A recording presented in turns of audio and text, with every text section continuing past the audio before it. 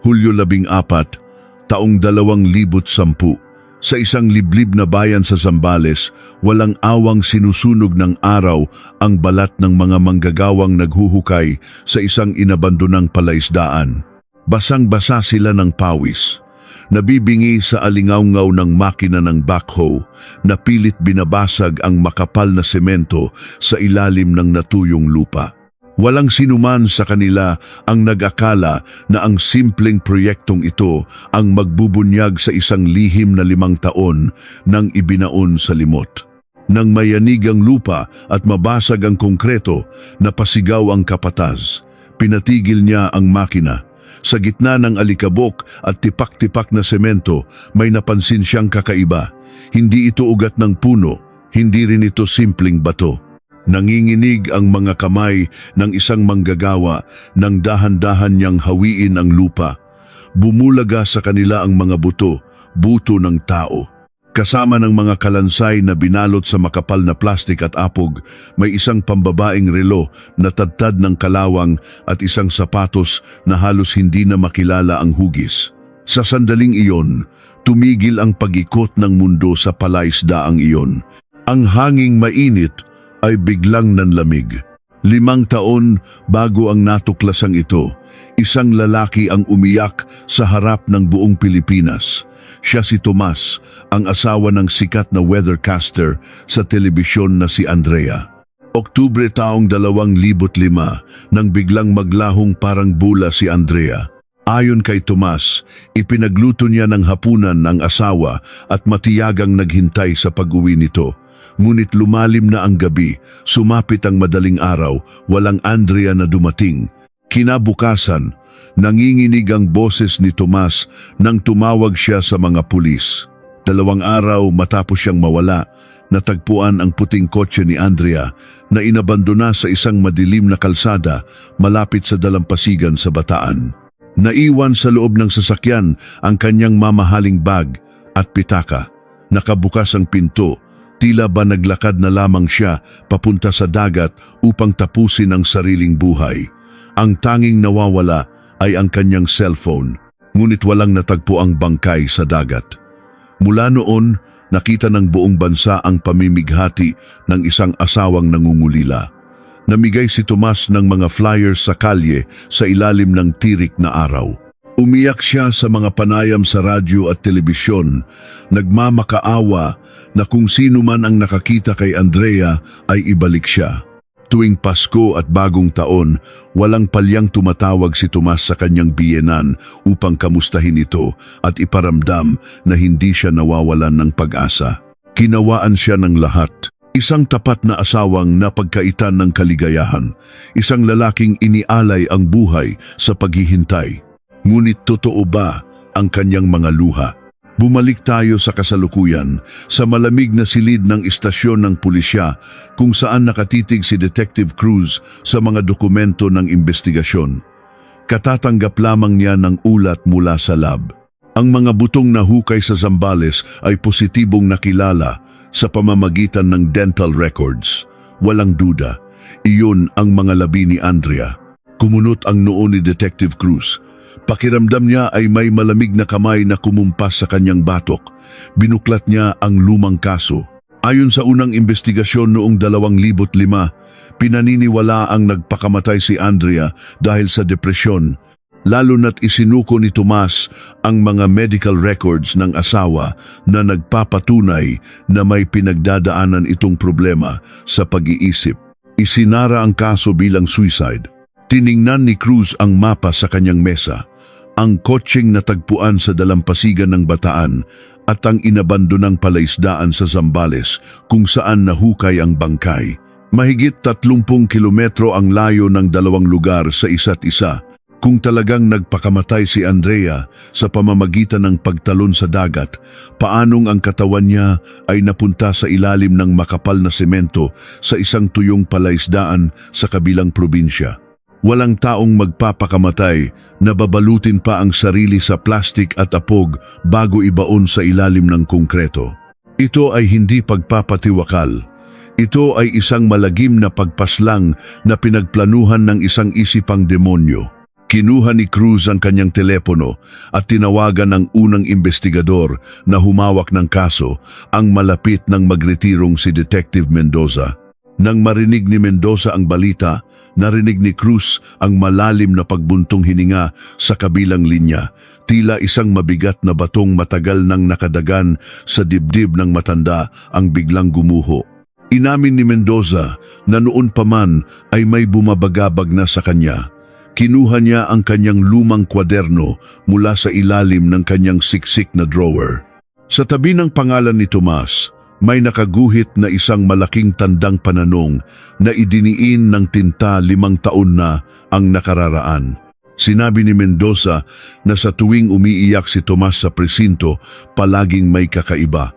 Tumutulo ang luha nito, nababasag ang boses, ngunit ang kanyang mga mata ay nananatiling malamig, tila ba lihim na nakangiti. Ang mas nakakakilabot, umiiyak lamang si Tomas kapag may nakatingin. Kapag naiiwang mag-isa sa interrogation room, blanko ang mukha nito at bigla na lamang iiyak kapag may pumasok na pulis, parang gripo na binuksan. Habang pinag-uusapan nila ang mga kakaibang ikinilos ng asawa, isang panibagong ulat ang inilapag sa ibabaw ng mesa ni Cruz. Ang inabandonang palaisdaan kung saan natagpuan ang bangkay ni Andrea ay matagal nang nakapangalan sa isang lalaking nagngangalang Isko. At nang silipin ang background ni Isko, natuklasan ng isang katotohanang nagpatayo sa balahibo ng lahat ng pulis sa kwarto. Si Isko ay hindi kung sino-sino lamang. Siya ay matalik na kaibigan at kumpare ni Tomas mula pa sa kanilang kabataan. Nagkatinginan ang mga investigador.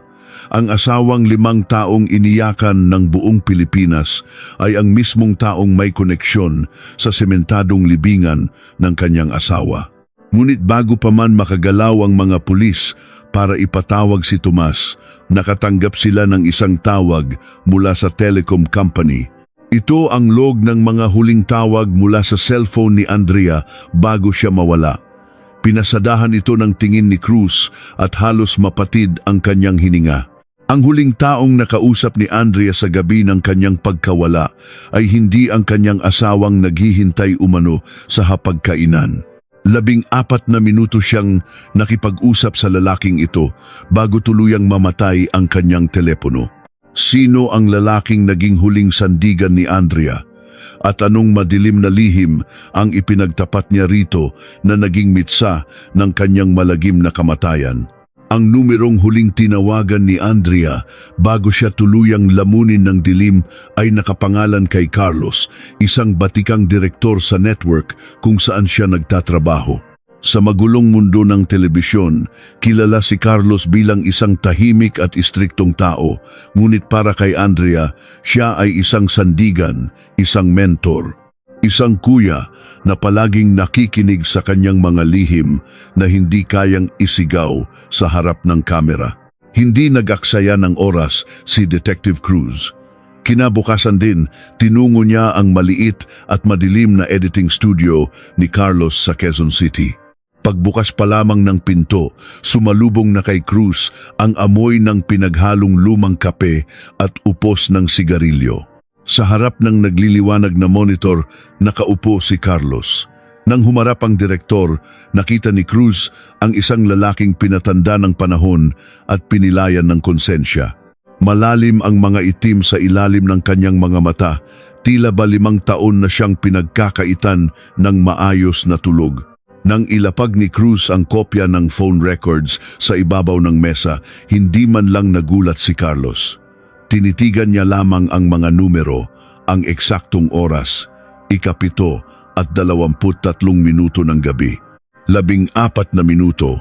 Sa loob ng 14 na minutong iyon, narinig ni Carlos ang pagguho ng mundo ng isang babaeng minsan niyang itinuring na kapamilya.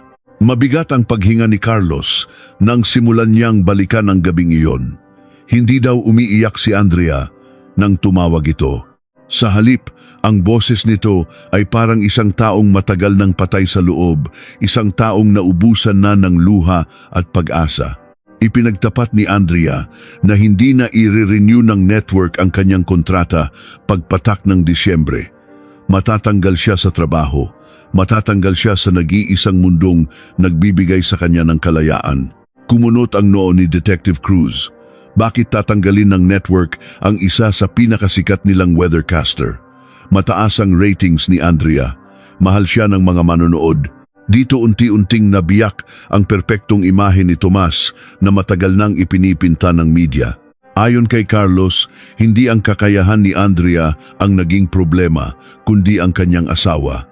Ikinuwento ng direktor ang mga panahong tila isang anino si Tomas na palaging nakabuntot kay Andrea. Sa simula, akala ng lahat ay isa lamang siyang mapagmahal na mister. Palagi siyang naghihintay sa lobby ng istasyon, may dalang kape o pagkain. Ngunit habang tumatagal, naging nakakasakal ang presensya nito. Umaakyat na si Tomas hanggang sa labas ng studio. Nakatayo lamang ito sa likod ng salamin, nakahalukip-kip at matalim na nakatitig habang nagbabasa ng balita ang kanyang asawa. Para siyang isang bantay sa kulungan na sinisigurong walang makakalapit sa kanyang bilanggo. Dumating ang araw na sumabog ang lahat. Nakita lamang ni Tomas na nakikipagtawanan si Andrea sa isang lalaking lighting crew malapit sa vending machine. Wala sa sariling sumugod si Tomas, sinigawan ang lalaki at gumawa ng eskandalo sa harap ng maraming empleyado. Pinaratangan niyang nilalandi ng lalaki ang kanyang asawa. Hiyang-hiya si Andrea. Umiiyak siyang humingi ng tawad sa lahat habang kinakaladkad siya ni Tomas palabas ng gusali. Iyon ang naging huling mitsa. Ayaw ng management ng gulo. Ayaw nila sa iskandalo.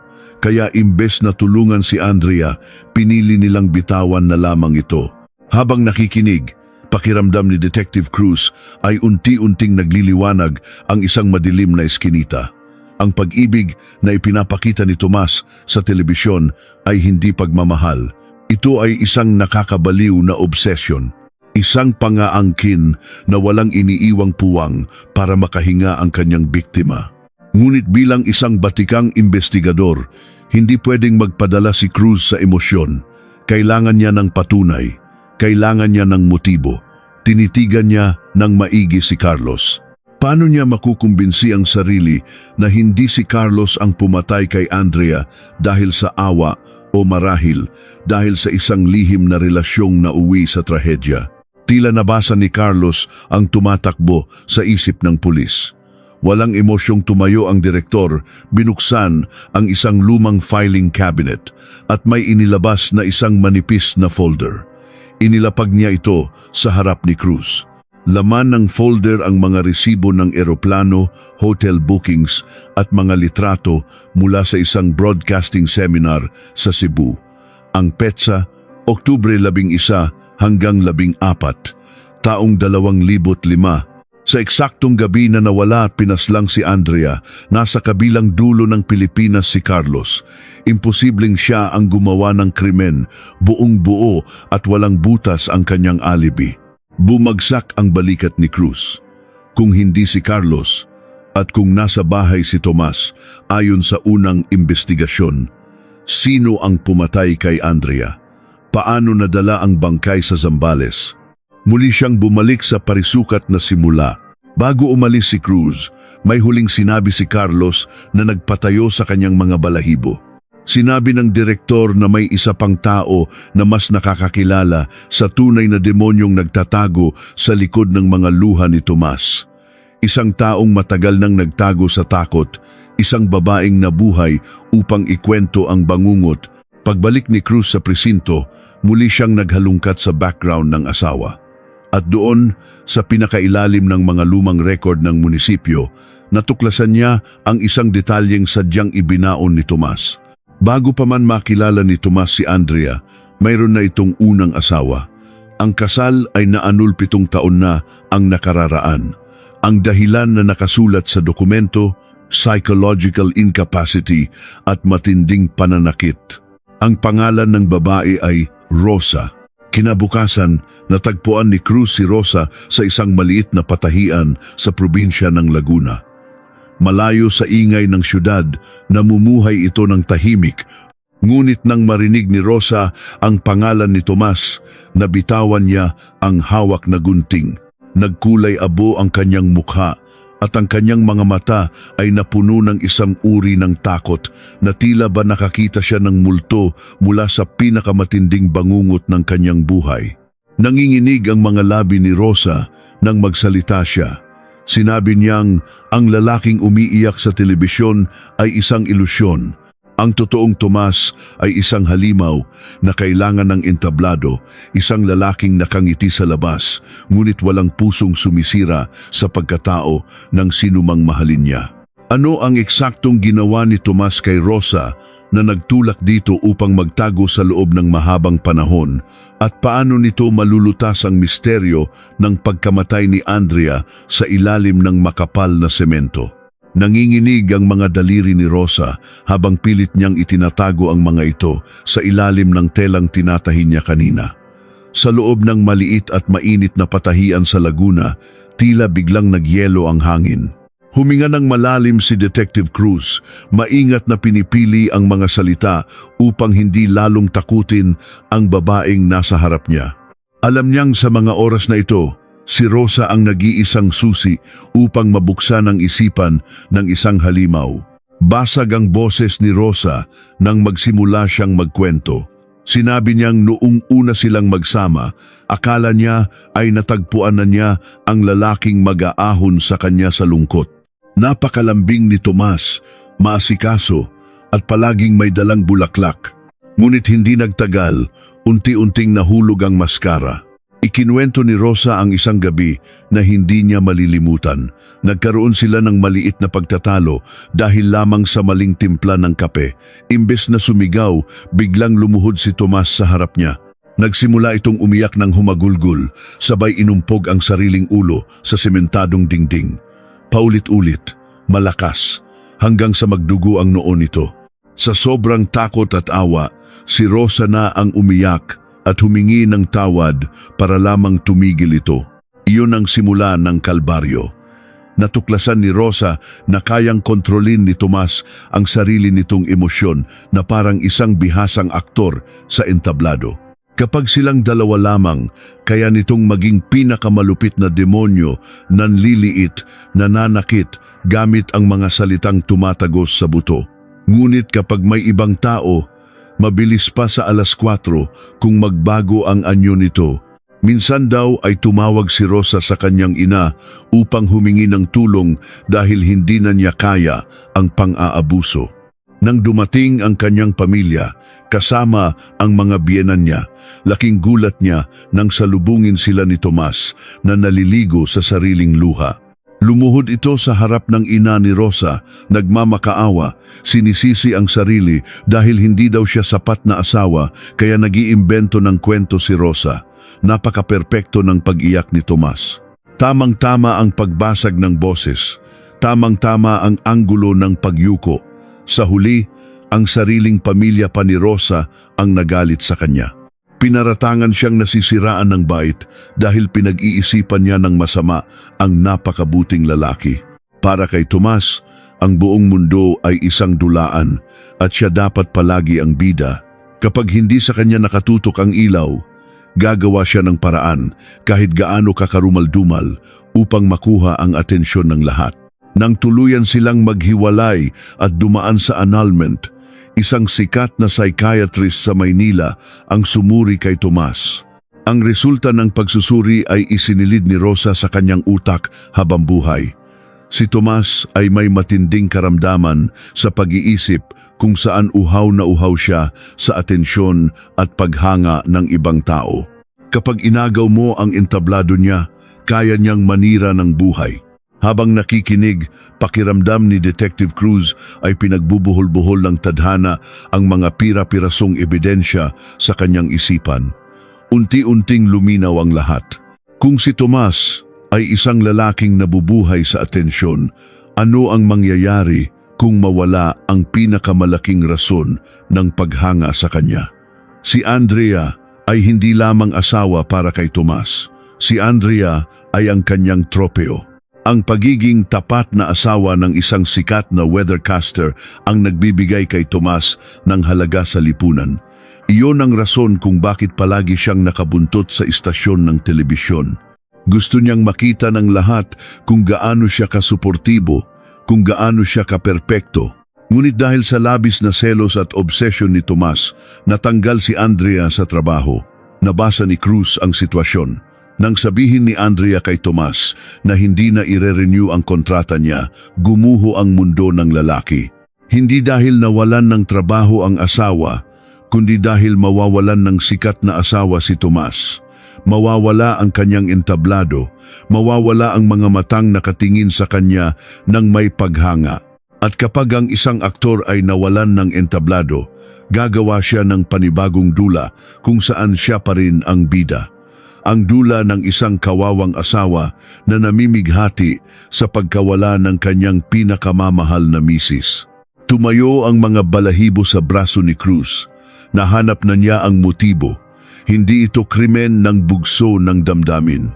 Ito ay isang malamig, kalkulado at malagim na produksyon na pinagplanuhan ng isang taong uhaw sa awa ng publiko.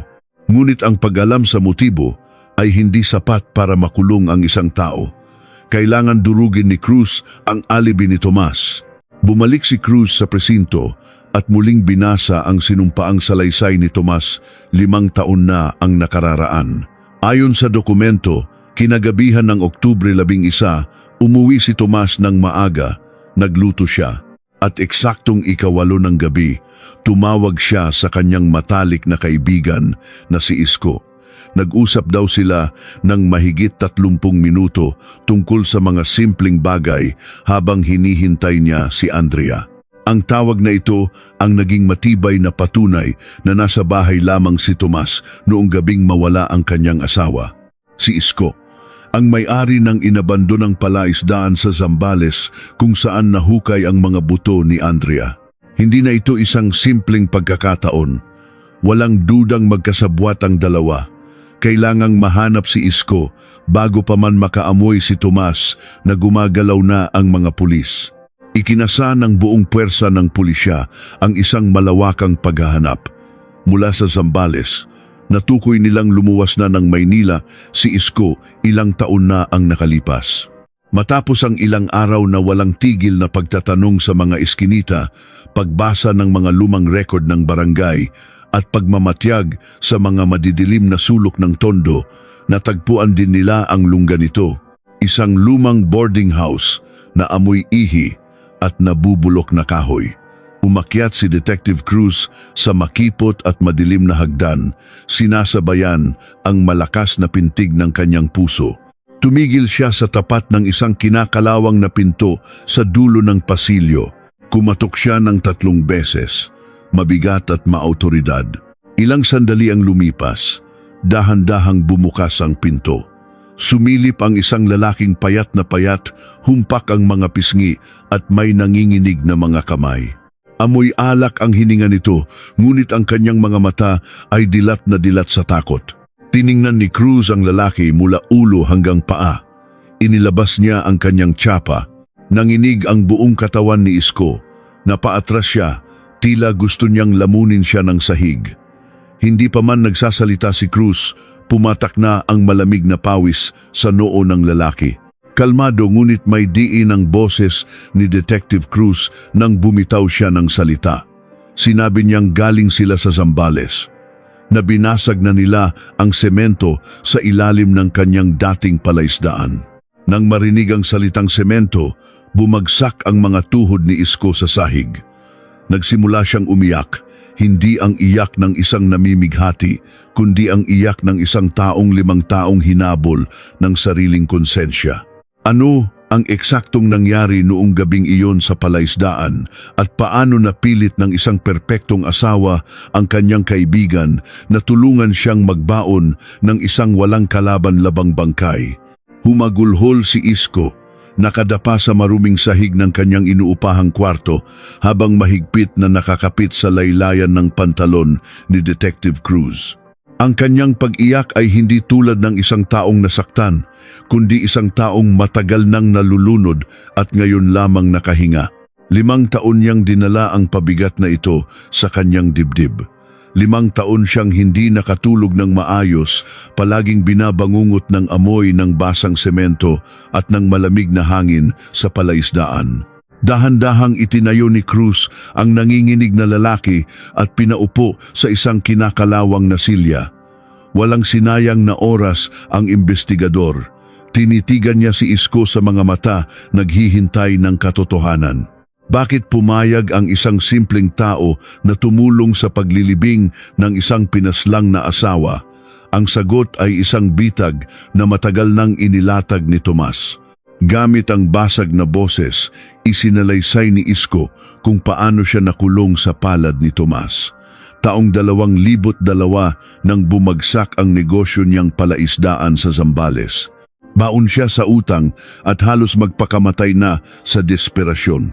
Dumating si Tomas bilang isang tila hulog ng langit. Pinahiram siya ng 2 milyong piso nang walang maraming tanong.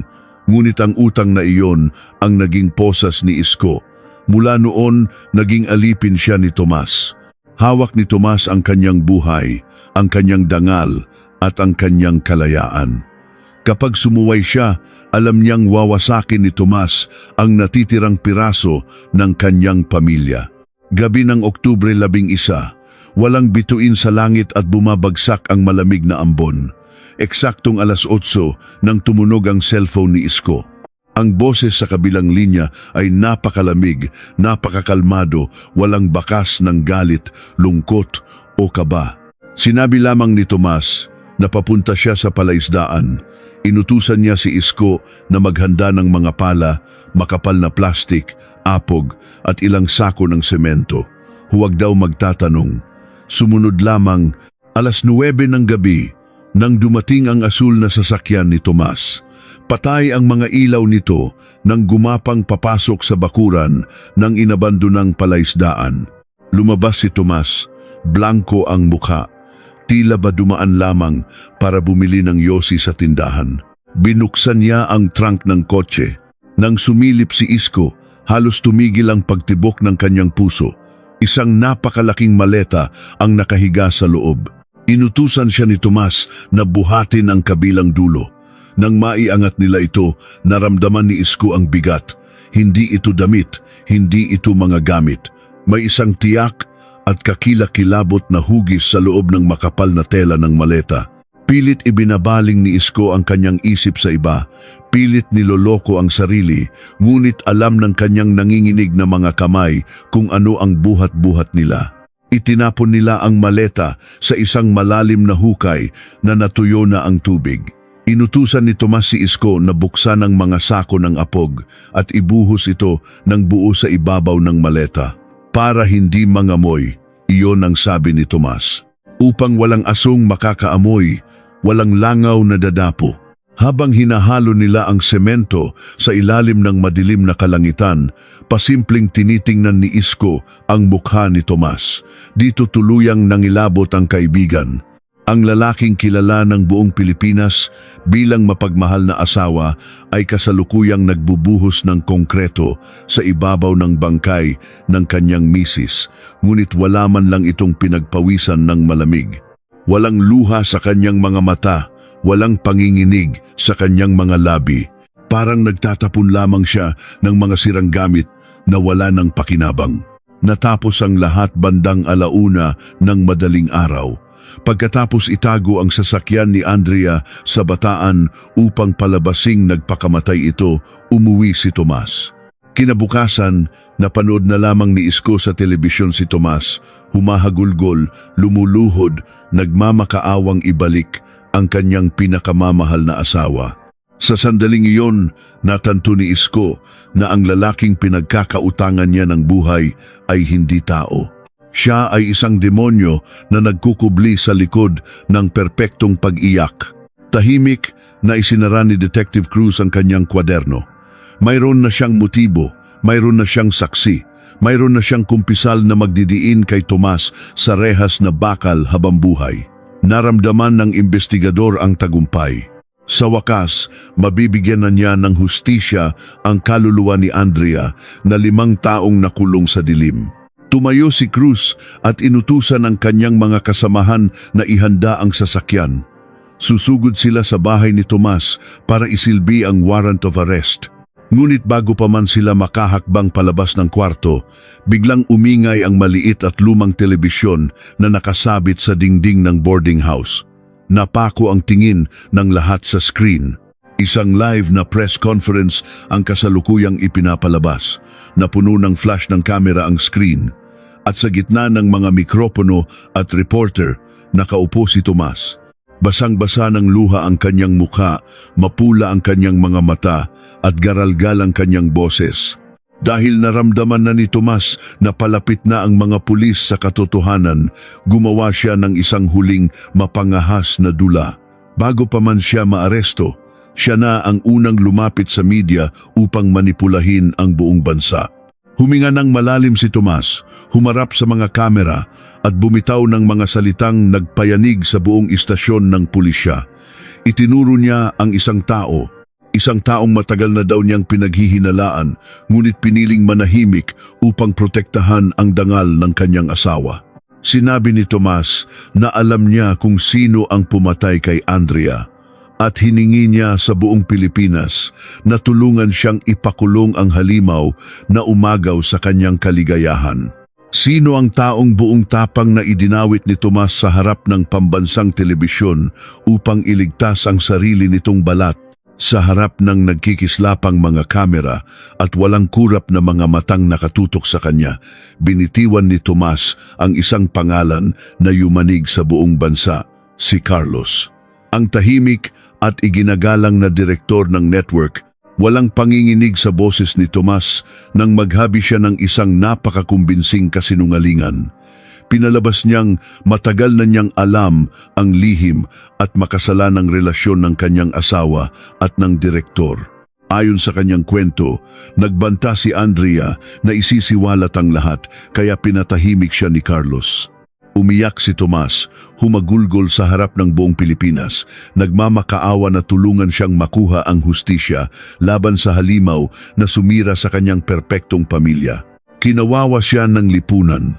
Naniwala ang lahat na siya ang pinakamasawating lalaki sa mundo. Sa loob ng presinto, madilim ang mukha ni Detective Cruz habang pinapanood ang palabas na ito sa isang maliit na telebisyon. Naramdaman niya ang matinding pag-ikot ng kanyang sikmura. Nakakakilabot ang kakayahan ng lalaking ito na baliktarin ang katotohanan. Handa siyang magtapon ng isang inosenteng buhay sa kulungan para lamang iligtas ang sarili at manatiling bida sa kanyang sariling dula.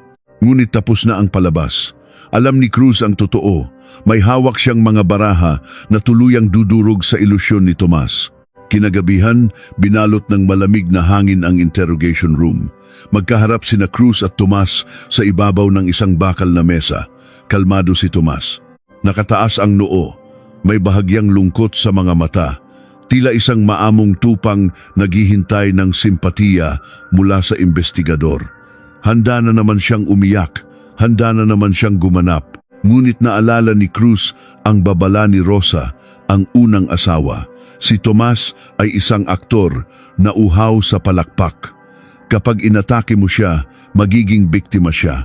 Kapag sinigawan mo siya, iiyak siya at magsusumbong sa mundo. May iisang paraan lamang para wasakin ang depensa ng isang narsisisista, ang purihin ang kanyang pag-arte. Huminga ng malalim si Cruz, isinandal ang likod sa silya at tinitigan si Tomas. Imbes na magalit, binigyan niya ang lalaki ng isang tipid na ngiti. Sinabi ni Cruz na napanood niya ang press conference kanina. Pinuri niya ang husay ni Tomas. Sinabi niyang sa tagal niya sa serbisyo, marami na siyang nakitang umiiyak na asawa, ngunit wala nang hihigit pa sa husay ng pagganap ni Tomas. Napaka-perpekto ng mga luha. Walang butas. Walang makakahalata na ang lahat ng iyon ay isang malaking kasinungalingan. Tumahimik ang buong kwarto. Nakita ni Cruz ang dahan-dahang pagbabago sa mukha ni Tomas. Nawala ang maamong biktima. ang mga luhang kanina ay nagbabadya sa kanyang mga mata ay biglang natuyo.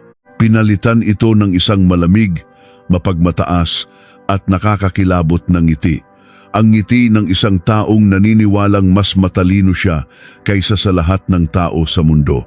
Tila ba nasisiyahan siyang may isang nakapansin sa kanyang obra maestra. Nang lumabas ang ngiting iyon, alam ni Cruz na nahulog na sa patibong ang demonyo. Mabilis na inilapag ni Cruz ang unang manipis na dokumento sa ibabaw ng mesa, ang sinumpaang salaysay ni Isko. Nabasa ni Tomas ang pangalan ng kanyang kumpare at ang detalyadong salaysay ng pagbubuhat ng maleta, ang paghahalo ng apog at ang semento. Bahagyang nanginig ang ibabang labi ni Tomas. Bago pa man siya makabuo ng palusot, inilapag ni Cruz ang pangalawang papel. Isang malinaw na resibo mula sa isang gasolinahan patungong Zambales na nakapangalan sa credit card ni Tomas, eksaktong 6:30 ng gabi noong Oktubre 11. Ang gabing sinabi niyang nasa bahay lamang siya at naghihintay sa asawa. At ang huli, ang pinakamabigat sa lahat, ang ulat ng forensic pathology.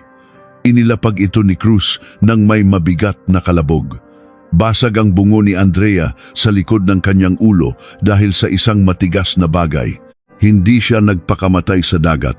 Pinatay siya bago pa man siya dumating sa Zambales. Gumuho ang entablado ni Tomas. Wala ng audience, wala ng mga pumapalakpak. Ang mga matang kanina ay puno ng kayabangan ay unti-unting naging blanko at patay. Ang perpektong asawa ay nawala at ang halimaw sa loob niya ay tuluyan ng nabunyag. Wala siyang maitangging ebidensya, wala siyang mailusot na kwento, naubusan na ng linya ang bida. Malamig at mabigat ang katahimikan na namayani sa loob ng silid. Nakatitig lamang si Tomas sa mga papel, walang luha, walang galit. Nang dahan-dahan niyang iangat ang kanyang paningin kay Detective Cruz, ang boses na lumabas sa kanyang mga labi ay parang galing sa ilalim ng lupa. Paano niya nagawang tingnan sa mga mata ang babaeng nangakong mamahalin siya habang buhay? At ano ang huling narinig ni Andrea bago tuluyang winakasan ng sarili niyang asawa ang kanyang paghinga sa loob ng mismong bahay na tinawag nilang tahanan? Sa loob ng malamig at tila walang hanggang katahimikan ng interrogation room, dahan-dahang nagangat ng tingin si Tomas. Nawala na ang mga pilit na luha, ang nanginginig na mga labi at ang maskara ng isang kawawang asawa. Sa kauna-unahang pagkakataon pagkatapos ng 5 taon, nakita ni Detective Cruz ang tunay na mukha ng demonyo. Walang emosyon, walang pagsisisi, isang malalim at madilim na kawalan. Nagsalita si Tomas, at ang kanyang boses ay tila galing sa isang sirang makina, malamig, tuwid at walang buhay. Inamin niya na nagsimula ang lahat noong Setyembre nang sabihin ni Andrea na hindi na siya magiging weathercaster para kay Tomas. Tila gumuho ang kanyang entablado. Wala nang silbi ang pagiging perpektong asawa kung wala na siyang sikat na asawang ipagmamalaki sa buong mundo. Araw-araw niyang pinipilit si Andrea na humanap ng ibang istasyon. Kahit sa maliit na cable network, huwag lamang mawala sa telebisyon. Ngunit pagod na si Andrea. Pagod na siya sa trabaho at higit sa lahat, pagod na siya sa nakakasakal na pag-ibig ni Tomas. Gabi ng Oktubre 11.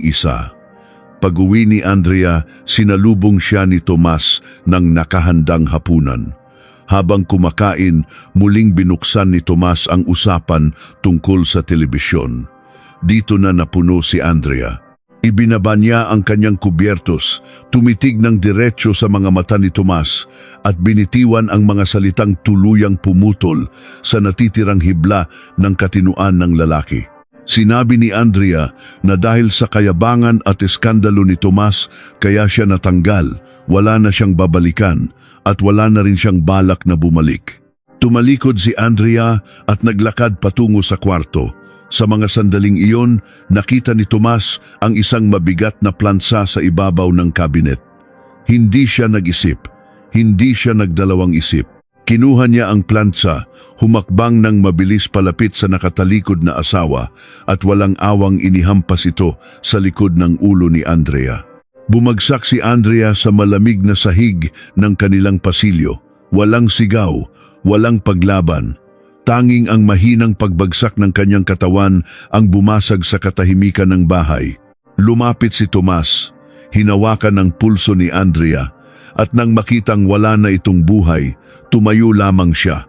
Sa loob ng silid-siyasatan, natigilan si Detective Cruz.